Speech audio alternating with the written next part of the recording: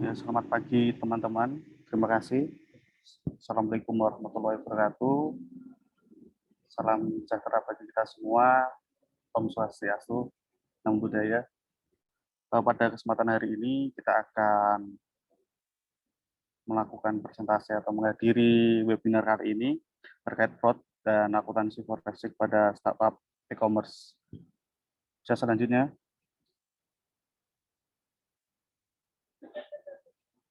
Ya, perkenalkan diri saya sendiri. Saya bernama Agung Jayanto, lahir di Pati.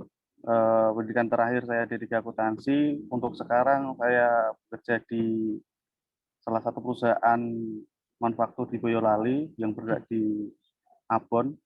Saya di sana sebagai accounting and tax.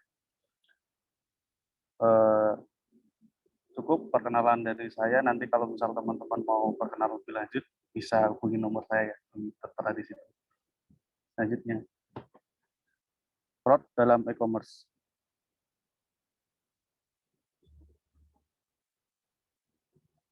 Next. Apa itu sih fraud?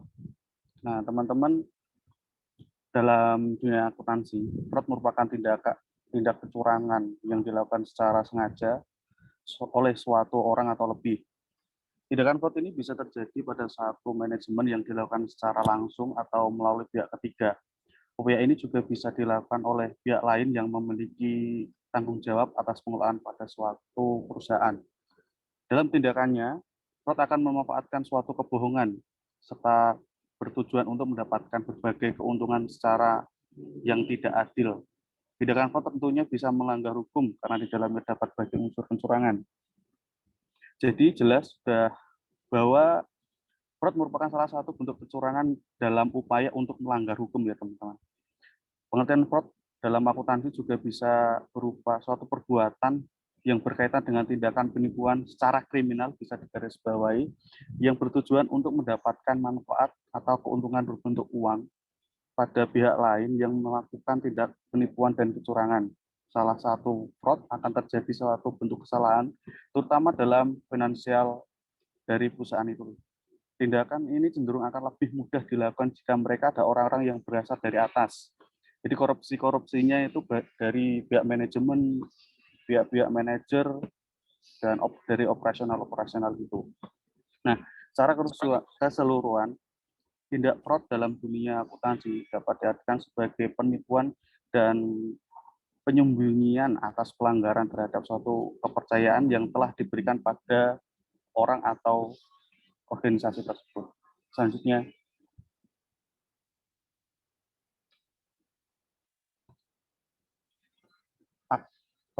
slide sebelumnya, Mas. Nah, mengapa sih fraud itu terjadi? Nah, yang pertama itu ada tekanan. Setiap orang pasti memiliki tekanan masing-masing dalam bekerja. Tekanan atau pressure ini berhubungan dengan niat seseorang dengan melakukan kecurangan. Seorang yang melakukan fraud pasti memiliki motivasi atau dorongan tersendiri. Misalnya saja nih ya, seorang karyawan telah menggelapkan dana perusahaan dan digunakan untuk memenuhi gaya hidup. Jadi seorang kadang memiliki gaya hidup tinggi sehingga mereka memiliki tekanan. Kita harus dapat lebih nih dari apa yang kita kerjakan. Nah, jadi mereka melakukan fraud. Nah, dari masalah finansial pribadi itu salah satu yang menjadi faktor utama untuk mendorong seorang melakukan fraud. Selanjutnya itu ada peluang atau opportunity. Nah, peluang itu ada kesempatan seseorang pekerja untuk melakukan tindakan kecurangan. Kesempatan untuk melakukan fraud biasanya disebabkan di antaranya sebagai berikut. Ya, biasanya satu, kontrol dari perusahaan yang masih lemah. Jadi bisa disusupi itu.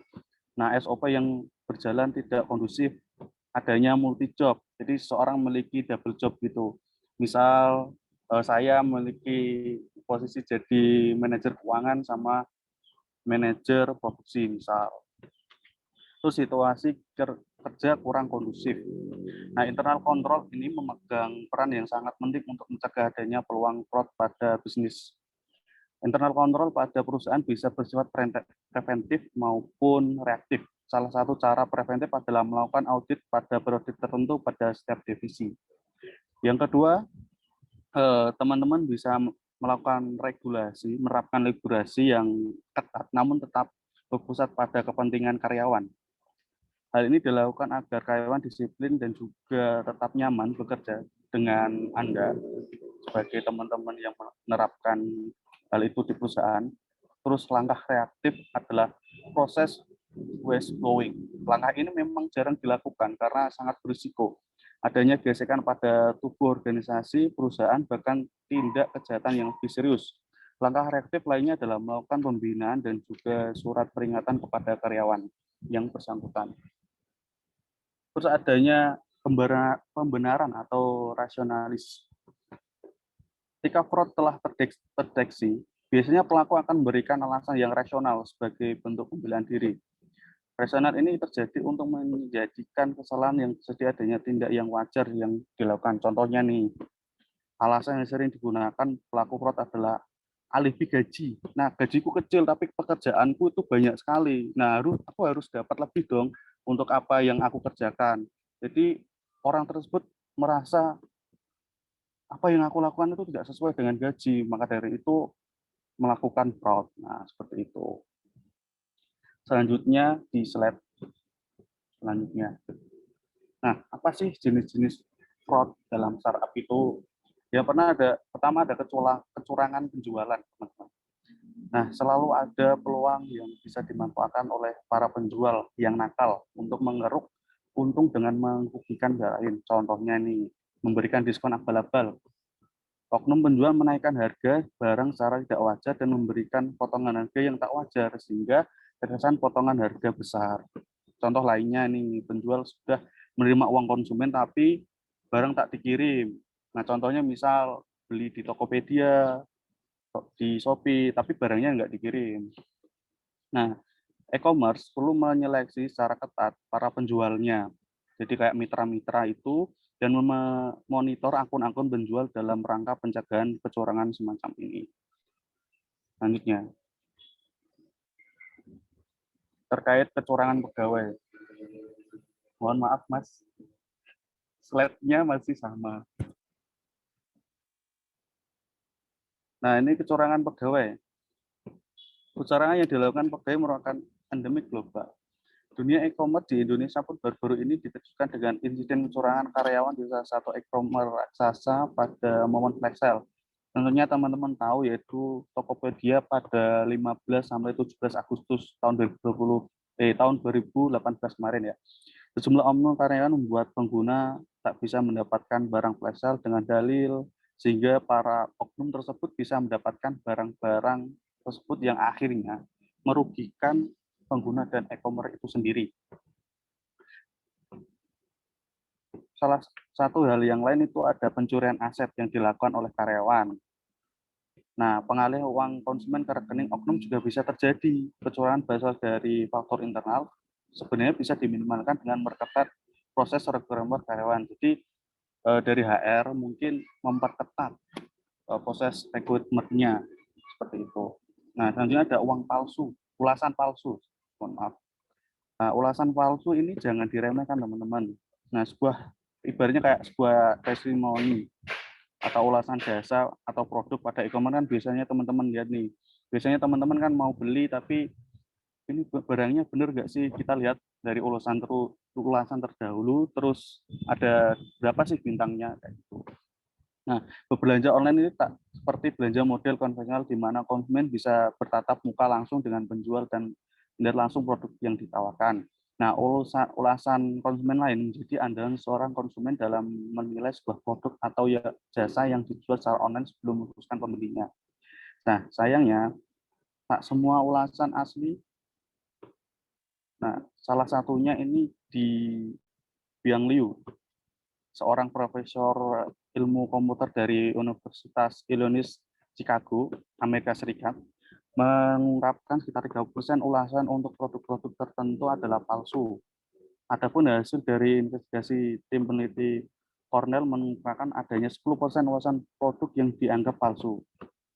E-commerce di Indonesia mungkin perlu belajar dari upaya pencegahan ulasan palsu yang dilakukan Amazon, yaitu dengan menawarkan memverifikasi pengulas.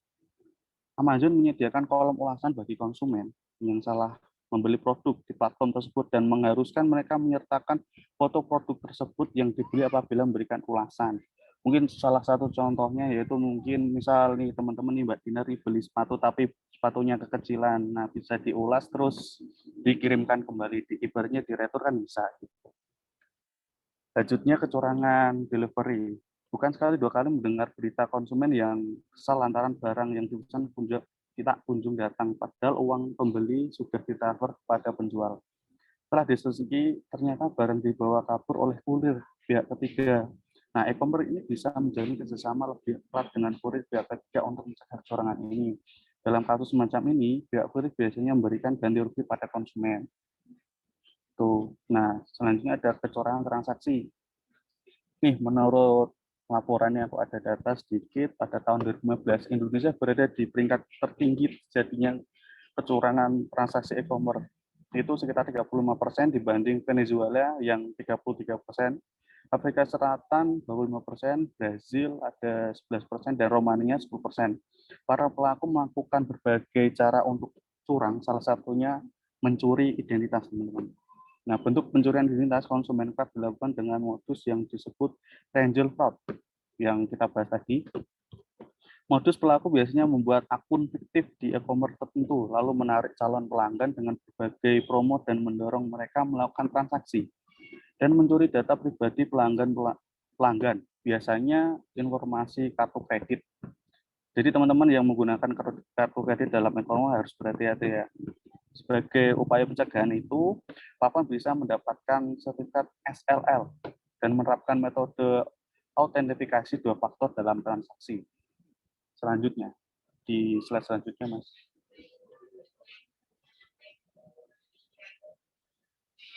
Pengendalian internal bentuk pencegahan fraud pada startup commerce. Selanjutnya. Nah, pengendalian internal ini adalah suatu proses yang dilaksanakan dalam sebuah organisasi untuk memperoleh tingkat keyakinan yang memadai dan melindungi aset.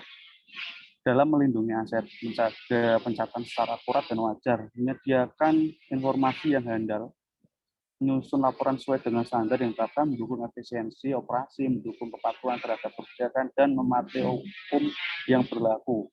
Nah, ada alat kerangka kerja yang digunakan dalam pengendalian internal, terdiri dari 3 pendekatan.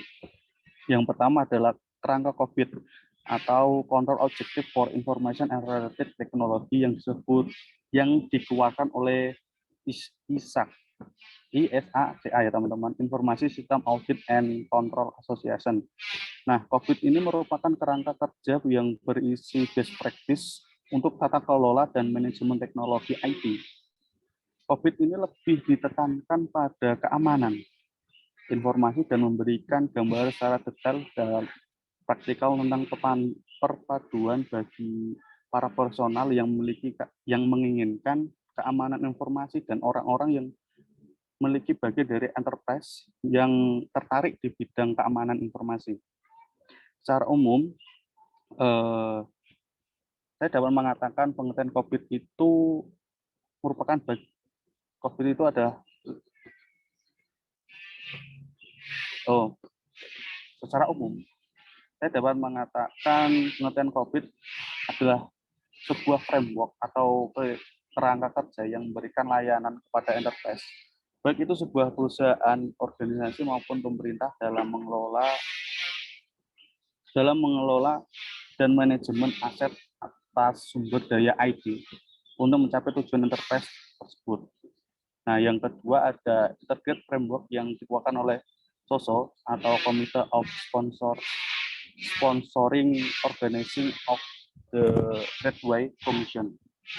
Nah, di tahun 2019-92, POSO menerbitkan internal control integrated framework ini, yang saat ini sudah banyak diterima di berbagai negara sebagai panduan kerangka pengendalian internal dan telah ditetapkan kepada kebijakan, peraturan, dan undang-undang yang digunakan untuk mengendalikan aktivitas bisnis. Nah, POSO Internal Integrated Framework memiliki 5 komponen. Yang pertama ada lingkungan pengendalian. Nah, inti dari setiap bisnis ada orang-orang yang bekerja di dalamnya dan di lingkungan di mana bisnis tersebut berada. Orang-orang yang berada di dalam bisnis tersebut memiliki sifat dan karakter tertentu, teman-teman. Sifat terpenting adalah terkait dengan bagaimana orang tersebut memandang integritas, nilai-nilai etika, serta kompetensi. Orang serta lingkungan merupakan mesin yang mendorong organisasi dan mendasari segala hal yang terkait di dalamnya. Nah, yang kedua ada aktivitas pengendalian. Kebijakan dan prosedur pengendalian membantu memastikan bahwa tindakan-tindakan yang diperlukan telah diidentifikasi oleh manajemen untuk mengenai resiko dan mencapai sasaran organisasi secara efektif. Nanti ada penilaian risiko. Organisasi harus mengidentifikasi, menganalisa, dan mengelola risiko-risikonya. Nah, selanjutnya itu organisasi harus menetapkan sasaran sehingga kegiatan operasional dapat berjalan dengan baik. Nomor 4 ada informasi dan komunikasi. Sistem informasi dan komunikasi menangkap dan mendistribusikan informasi diperlukan untuk melaksanakan, mengolah, dan mengendalikan kegiatan operasional. Yang kelima adalah monitoring, teman-teman. Yang ketiga ada ERM, Enterprise Risk Management, juga diterbitkan oleh KOSO. Kerangka pengendalian KOSO ERM yang komprehensif menggunakan berbasis manajemen, bukan berdasarkan pendekatan pengendalian. ERM menambahkan 3 elemen tambahan. Di samping 5 elemen pengendalian sosok internal control framework yang tadi, yakni ada penetapan sasaran, mengidentifikasi kejadian yang berdampak pada perusahaan, dan mengembangkan respon terhadap risiko yang sedang dinilai. Sehingga pengendalian menjadi fleksibel dan relevan karena dihubungkan dengan sasaran organisasi saat ini. Model kerangka pengendalian sosok ERM juga mengakui bahwa risiko selain pengendalian dapat diterima dari diverifikasi sebagai atau ditransfer. Slide selanjutnya, Mas. Nah, banyak ada akuntansi forensik pada startup e-commerce. Nah, akuntansi forensik merupakan sinergi antara ilmu auditing, akuntansi, dan hukum, teman-teman. Namun pada intinya ya, teman-teman, di slide ini, akuntansi forensik itu juga ada auditingnya. Nah, auditing ini bukan untuk menetapkan teknik-teknik dalam rangka mencari barang bukti. Nah, akuntansi digunakan untuk mengonstruksi barang bukti dan alat bukti yang diperoleh atas penerapan teknik auditing yang menjadi basis dari penyidikan. Nah, yang ketiga ada hukum. Hukum digunakan untuk memberikan kepastian hukum bahwa barang bukti dan alat bukti tersebut memiliki persuasi atau asas kausalitas. Seperti itu. Selanjutnya,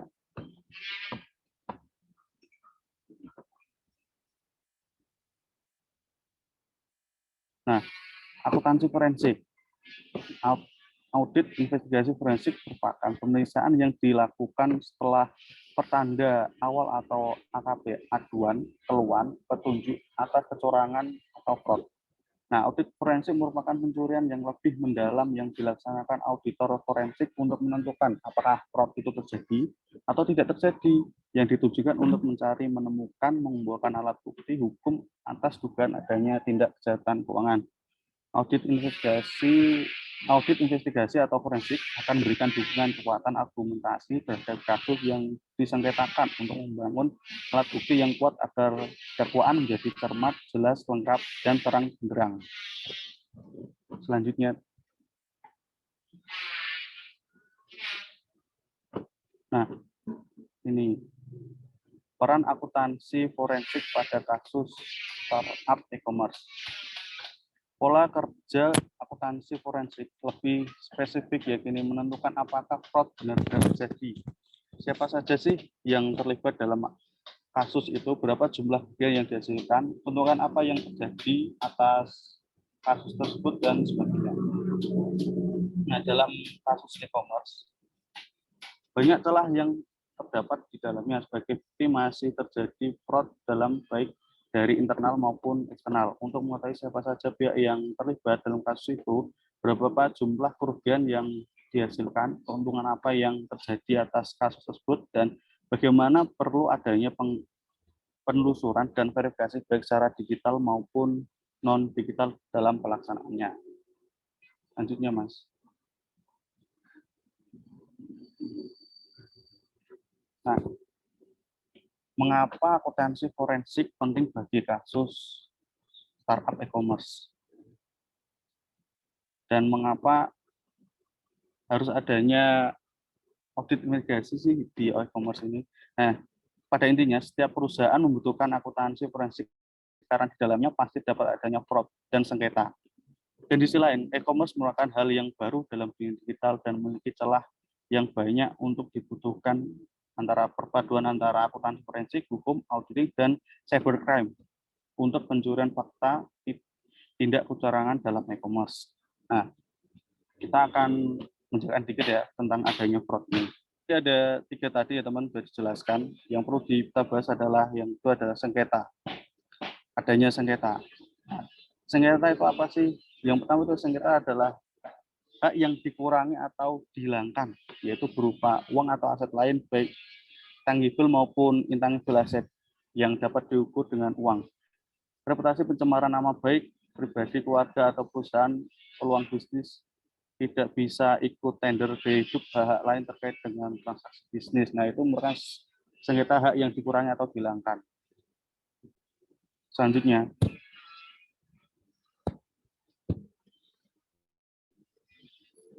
pengumpulan alat bukti. Nah, adapun alat bukti yang pertama ada keterangan saksi. Nah, siapa sih di sana yang ada, siapa aja di sana yang terlibat itu. Nah, ada keterangan ahli. Nah, dari e-commerce sendiri kan tidak semuanya itu memiliki kemampuan dalam bidang IT. Jadi dalam melakukan audit investigasi perlu adanya tenaga ahli di bagian digital gitu. Nah, selanjutnya ada surat atau dokumen. Jadi ada beberapa dokumen yang perlu kita kaji, kita olah, kita analisis untuk menjadikan sebuah barang bukti itu dapat menghasilkan laporan investigasi seperti itu. Nah, selanjutnya ada petunjuk dan keterangan terdakwa. Jadi tadi yang saksi ataupun terdakwa itu kita investigasi, kita wawancarai apa sih yang sebenarnya terjadi, bagaimana, kapan, dan mengapa itu terjadi. Selanjutnya, nah bahkan arus forensik accounting, ya dimulai dari informasi awal. Informasi awal kita mengumpulkan informasi yang ada di lapangan, penelaah informasi. Jadi ada informasi, kita analisis, kita telah. Nah, apabila ada tambahan informasi, kita kumpulkan dulu. Nah, jika tidak ada, kita harus menentukan dari kasus tersebut layak nggak sih diadakan atau dilakukan audit investigasi. Nah, jika tidak layak, maka bisa langsung melaporkan dari adanya kasus tersebut. Nah, ketika kasus tersebut layak untuk diaudit investigasi, maka kita harus nyusun hipotesisnya terlebih dahulu.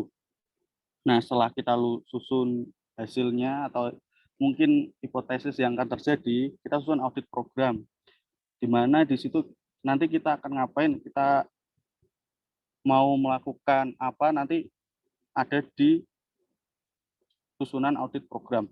Nah, selanjutnya adalah pengumpulan barang bukti.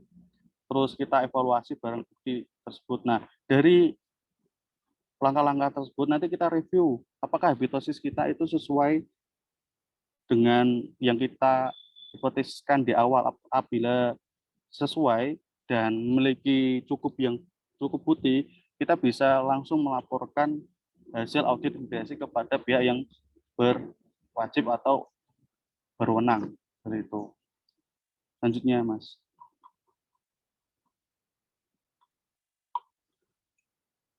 Nah, ini ada salah satu studi kasus.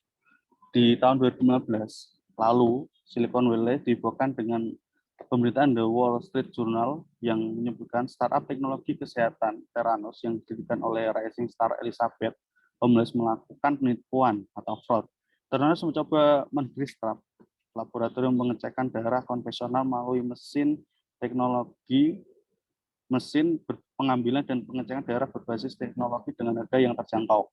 Homeless yang drop out dari Universitas Stanford ini pernah membawa perusahaan bervaluasi hingga 9 miliar atau senilai Gojek saat ini. tahun 2018 telah mengakui kecurangannya. Theranos yang berasal dari kata terapi dan teroris akhirnya menutup layanannya. Selanjutnya, Mas Dava. Nah, dari kasus Theranos bisa disimpulkan bahwa ada 6 poin yang kunci yang bisa dipelajari startup untuk terhindar dari kasus penipuan. Yang pertama, pastikan teknologi itu berfungsi. Nah, menjadi rahasia umum di dunia startup ketika pembicara teknologi, banyak pendiri dan tim engineer yang merahasiakan cara kinerja teknologi yang diciptakan. Perusahaan tersebut sah-sah saja sih sebenarnya, asalkan dari startup itu mengetahui dengan benar cara kerja dan fungsinya. Nah, ciptakan teknologi yang masuk akal, mengacu kepada riset, konsultasi, dan melakukan pembicaraan dengan pakar yang terkait. Yang kedua, adanya lakukan validasi. Kesalahan lain yang terjadi adalah proses validasi produk yang gagal yang dilakukan. Mesin atau edison yang seharusnya bertugas mengecek darah pasien dalam waktu yang singkat dan harganya yang terjangkau, faktanya tidak bisa diaplikasikan secara sempurna. Jika hal ini terjadi pada startup Anda, jadi misal teman-teman punya startup, coba ciptakan cara yang berbeda untuk mencapai tujuan. Pastikan validasi dilakukan sebelum produk yang diluncurkan itu, jadi divalidasi dulu sebelum diluncurkan gitu produknya. Yang ketiga, ada orang hebat bukan jaminan sukses. Nah, langkah yang dilakukan Theranos untuk membuktikan ke regulator, stakeholder, pengguna, dan media adalah menempatkan tokoh high profile dari kalangan pemerintah, teknologi, dan politik. Dari permukaan startup tersebut terkesan memiliki integritas tinggi dan bisa dipercaya, namun produk yang gagal divalidasi membuat semuanya percuma. Yang keempat, ada transparansi. Transparansi juga menjadi kunci sukses sebuah startup, tidak hanya di hadapan investor, namun juga pegawai, investor, regulator, dan media. Banyak pegawai yang tidak mengetahui dengan jelas fungsi mesin yang dimiliki perusahaan ternyata gagal beroperasi. Karena juga gagal menyampaikan informasi yang akurat ke regulator terkait. Di industri kesehatan yang ketat, kegagalan seperti ini bersifat fatal, ya teman-teman. Nah, akui kegagalan dan pivot. Jika pada akhirnya startup Anda stuck dan tidak bisa mengendalikan teknologi sebelumnya, cobalah untuk mengakui kegagalan tersebut dan jangan menjanjikan harapan palsu. Jika dikemungkinkan, cobalah pivot dan lepaskan mimpi lama teknologi sebelumnya dan ciptakan. Kita harus menciptakan teknologi baru yang bisa berfungsi dengan baik. Nah, yang terakhir adalah ciptakan value. Banyak startup yang menyebut tujuan mereka mendirikan startup adalah memberikan value untuk orang banyak. Pertahankan visi dan misi tersebut untuk kesuksesan dalam jangka panjang, hindari hanya memberikan peluang, kesempatan, dan potensi mendapatkan uang dalam jumlah yang besar. Namun, gagal mencapai value yang bermanfaat. Hal tersebut terjadi pada Theranos. Mereka berhasil mengantongi pendanaan dalam jumlah yang sangat masif, namun gagal memenuhi target pasar dan misi perusahaan untuk mengubah dunia kesehatan menjadi yang lebih baik. Nah, selanjutnya, cukup sekian yang dapat saya sampaikan. Jika ada pertanyaan, silahkan monggo teman-teman.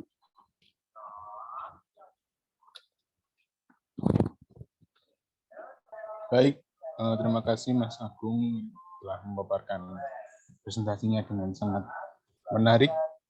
Ini ada beberapa hal yang perlu, sebenarnya ini mengganjal juga sih dalam hati saya terkait dengan audit investigasi. Nah, menurut Mas Agung Wijayanto nih, dalam pembuatan tim audit investigasi, pihak-pihak mana yang perlu untuk direkrut untuk menjadi anggota tim audit?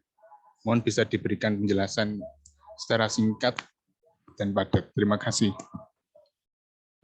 Ya, terima kasih Mas Dava atas pertanyaannya. Super sekali teman-teman pertanyaannya. Oh ya, apa sih atau dalam pembuatan tim audit investigasi pihak mana sih yang perlu direkrut ya, Mas Dava ya?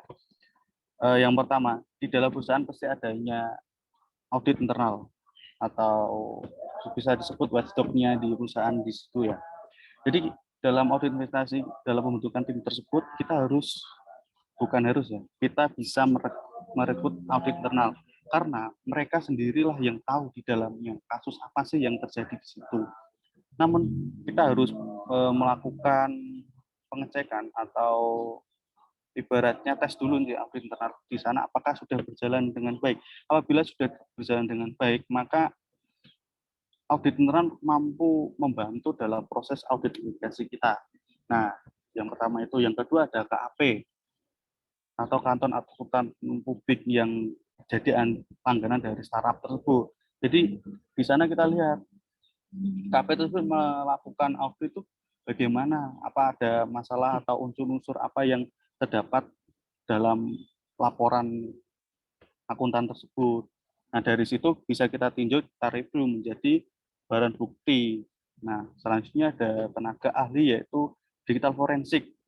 Pastinya mungkin semua auditor tidak memiliki keahlian yaitu digital forensik.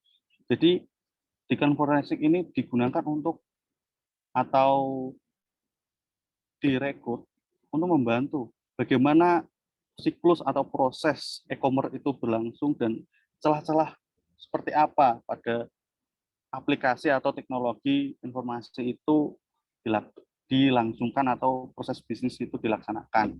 Nah, yang terakhir ada penasihat hukum Mas Dova. Jadi, apakah langkah dari mereka itu melanggar hukum atau tidak? Jadi adanya kepastian hukum ini penting. Apakah itu melanggar hukum perdata atau hukum pidana? Cukup sekian yang dapat saya sampaikan Mas Dova. Jika ada tanggapan, monggo. Ya, baik, terima kasih Mas Agung atas penjelasannya. Jadi untuk perekrutan tim audit ini harus diperhatikan. Tadi yang sesuai dengan yang penjelasan dari Mas Agung bahwa dalam melakukan perekrutan untuk tim audit itu perlu untuk merekrut orang-orang yang ahli di dalamnya. Nah, seperti yang telah dijelaskan tadi, misalnya kayak ada ahli teknologi, sehingga nanti dari ahli teknologi itu dapat melihat celah-celah mana yang kemungkinan terjadi fraud. Ya, seperti itu ya Mas Agung ya? Ya, betul sekali Mas. Oke, baik. Terima kasih. Ya, teman-teman ada yang mau bertanya kembali? Izin bertanya kepada Mas Agung. Ya, Mbak Dinar. Jadi perusahaan startup ini kan sudah banyak di Indonesia. Nah, salah satunya itu ada e-commerce, Tokopedia, Shopee, dan lain-lain. Yang ingin saya tanyakan, metode fraud seperti apa yang dilakukan oleh e-commerce seperti Tokopedia, Shopee pada saat flash sale? Terima kasih. Nah, super sekali pertanyaan dari Mbak Dinar. Nah, yang dilakukan Tokopedia atau Shopee ya, setidaknya ada 2 metode, teman-teman. Yang pertama, itu membuat banyak akun. Jadi dari pihak Tokopedia ataupun Shopee, karyawannya itu yang memegang penjualan itu kemungkinan membuat banyak akun anonim atau mendesain agar aksesnya lebih cepat daripada konsumen yang lain. Nah, logikanya bisa lebih cepat mencapai server sehingga sangat mungkin untuk akun-akun anonim ini mengakses flash sale daripada konsumen yang lainnya. Nah, kemungkinan kedua itu pelaku diduga membuat akses list menuju IP address yang dikehendaki. Nah, akses ini memungkinkan hanya akun dengan server tertentu yang bisa menembus sistem dari mungkin Tokopedia ataupun Bukalapak ataupun Shopee itu. Nah, dengan dalih sistem yang ramai, kan kadang kalau ada flash sale itu kok lemot. Nah, seperti itu maka akan terkesan wajar apabila susah mengaksesnya. Padahal memang hanya kalangan tertentu yang bisa mengakses. Seperti itu Mbak Dinar. Jadi ada 2 yang Mbak Dinar. Yang pertama mungkin dari karyawannya itu menggunakan akun anonim untuk mengakses tersebut. Yang kedua adalah akses list menuju IP address. Seperti itu Mbak Dinar. Oke, baik. Sudah cukup jelas, Mas Agung. Terima kasih. Sama-sama Mbak Dinar. Ya, Mas, saya kasih kesempatan terakhir ini. Siapa yang mau bertanya?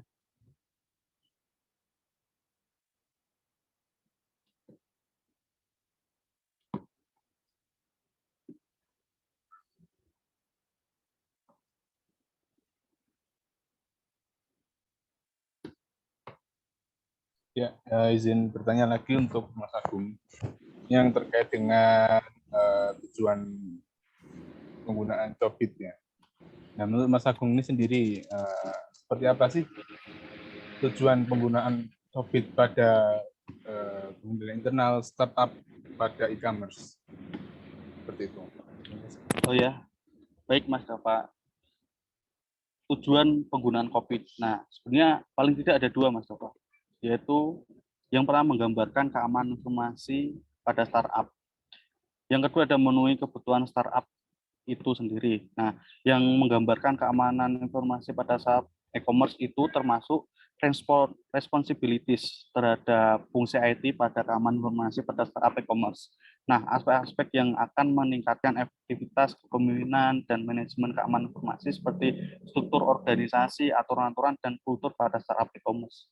Nah, adanya hubungan dan jaringan keamanan informasi terhadap tujuan startup e-commerce. Itu yang pertama, itu menggambarkan keamanan informasi. Yang kedua, memenuhi kebutuhan startup e-commerce. Nah, kebutuhan itu untuk menjaga risiko keamanan pada level yang berwenang dan melindungi informasi terhadap orang yang tidak berkepentingan atau tidak berwenang untuk melakukan modifikasi yang dapat mengakibatkan kekacauan. Memastikan layanan dan sistem secara berkelanjutan dapat digunakan oleh internal dan eksternal stakeholder, dan diantara itu mengikuti hukum dan peraturan yang tepat. Jadi ada dua itu garis besarnya, Mas. Ya, baik. Terima kasih jawaban dari Mas Agung. Terima kasih. Saya cukup sekian webinar pada pagi hari ini, teman-teman. Semoga bermanfaat. Jika saya ada salah kata ataupun perbuatan, ataupun mungkin tadi saya agak sedikit gugup, teman-teman. Tapi alhamdulillah acaranya sudah terlaksana. Terima kasih sudah atas partisipasinya Mbak Dinar dan Mas Dava. Nanti dapat hadiah ya Mas, dari hostnya ya. Baik. Terima kasih. Ya, terima kasih. Cukup sekian yang dapat saya sampaikan. Wassalamualaikum warahmatullahi wabarakatuh. Waalaikumsalam. Waalaikumsalam warahmatullahi wabarakatuh.